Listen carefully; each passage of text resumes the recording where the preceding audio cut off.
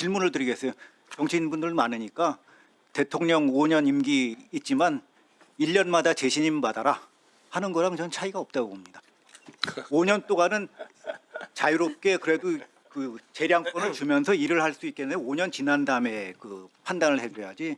지금 매년 주주총 그러니까 일정 부분은 이사회가 재량권을 해라. 그런 다음에 거기에 대해서 그때마다 저 그 주주 동의를 받으면 어떻게 일을 합니까? 네. 대통령도 일 못해요. 마무리하셨습니까? 네. 네. 주주총회는 매년 있지만 대통령 선거는 5년에 한 번씩 있습니다. 그런데 지금 네, 대통령 차이가 큽니다. 재신임을 1년만 예, 하라는 우리 그런 얘기. 김기표 예. 의원님 질의하시겠습니까? 네. 네. 경기도 부천시의원 김기표입니다. 그 비유라는 것이 잘못되게 되면 사실과 전혀 다른 설명을 할 수가 있습니다. 대통령 선거하고 주주총회하고는 전혀 다른 겁니다. 그걸 같은 비유로 들면 오도될 수가 있습니다. 그러니까 비유의 오류 같은 게 있는 건데요. 저는 그렇게 생각합니다. 황인영 연구위원님, 아까 미발행 주식 우리 신장섭 교수님께서 말씀해 저도 조금 오류가 좀 있다고 생각하는데 말씀해 보실까요? 그 부분 얘기하시려는 거죠? 네, 맞습니다. 그 미발행 주식이라고 말씀을 드리니까 진짜 주식을 회사가 사오면 없애버리라는 거구나라고들 오해를 하시는데요. 미발행 주식설과 자산설의 핵심은 뭐냐면 미발행 주식설을 한다고 해도 여전히 회사가 가지고 온 자기 주식을 다시 처분할 수 있습니다. 다만 네. 자산설과의 결정적인 차이는 뭐냐? 자산은 회사가 어떠한 그 뭐 거래 관계를 한다든지 계약을 할 때 이러한 경제적인 그런 손익 거래는 얼마든지 이사회가 자율적으로 해도 좋다.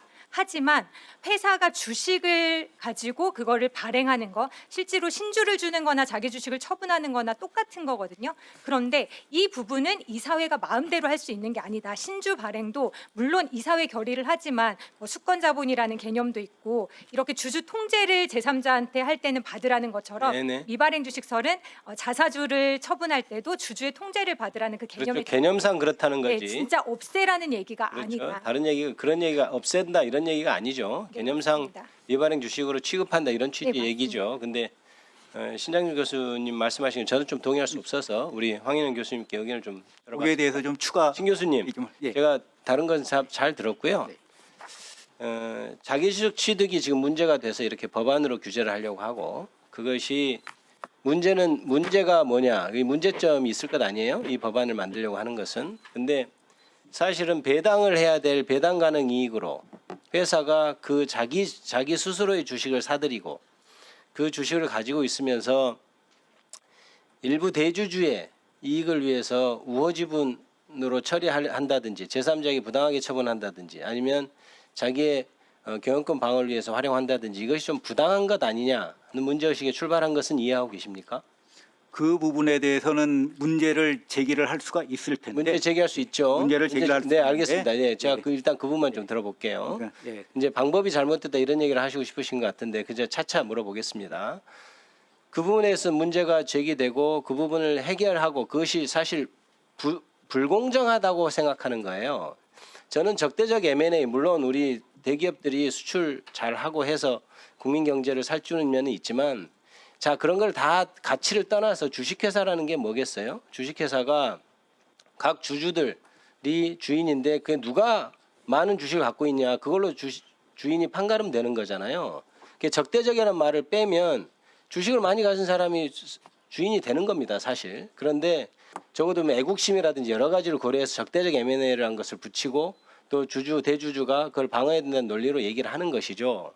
그런데 그것을 일부 대주주가 자기가 주식을 예를 들어서 전체 100% 중에 4% 5%만 갖고 있음에도 불구하고 자기 회사가 번 돈으로 주식을 막 매입해서 그것이 마치 자기가 50% 이상 주식을 가진 것처럼 회사를 경영하는 것이 문제다라고 지적하는 것에 대해서 어떻게 얘기를 하시겠어요?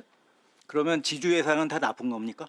지금 정부에서 지주회사 하라고 하는데 지주회사도 이렇게 쭉 내려가요. 지주회사도 당연히 예. 다른 일반 그 지주회사 밑에 뭐라고 하나요? 거기에 대해서 지배권을 당연히 가지고 있는 거니까 지주회사라고 하는 것이죠. 아니요, 정부에서 지주회사를 가라고 했는데 지주회사 밑으로 내려가. 아니 제가 물어보는 것은 주식회사 제도의 알겠습니다. 신 교수님 알겠어요. 예. 주식회사 제도의 본질상 자 그러면 적대적 M&A를 그건 좀 이따 제가 얘기하고 자 법이 개정되면 이제 이게 주식을 소각을 하든지 아니면 처분하게 될 거예요. 저는 근데 이 법의 어떤 핵심은 소각이라기보다는 전 처분에 있다고 봅니다.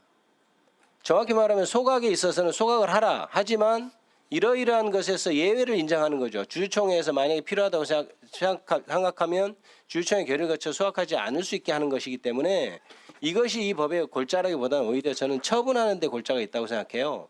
그동안 일부 대주주들이 자기의 우호 지분을 위해서 제3자의 헐값으로 우리 김우찬 교수님께서 말씀하셨지만 헐값을 처분하든다든지 특정인에게 의도를 가지고 처분한다든지 이래서 부당하다고 생각됐던 것들을 이제 처분을 하게 되면 신주인수권 발행하듯이 신주인수권이 기존의 주주한테 공평하게 발행하도록 그렇게 규정돼 있잖아요. 그것을 규정하는 것이라고 저는 보여져서 즉 말해서 처분이 핵심이다라고 보는데 황인한 연구위원께서는 어떻게 생각하세요? 네, 정확하게 보셨다고 생각을 합니다.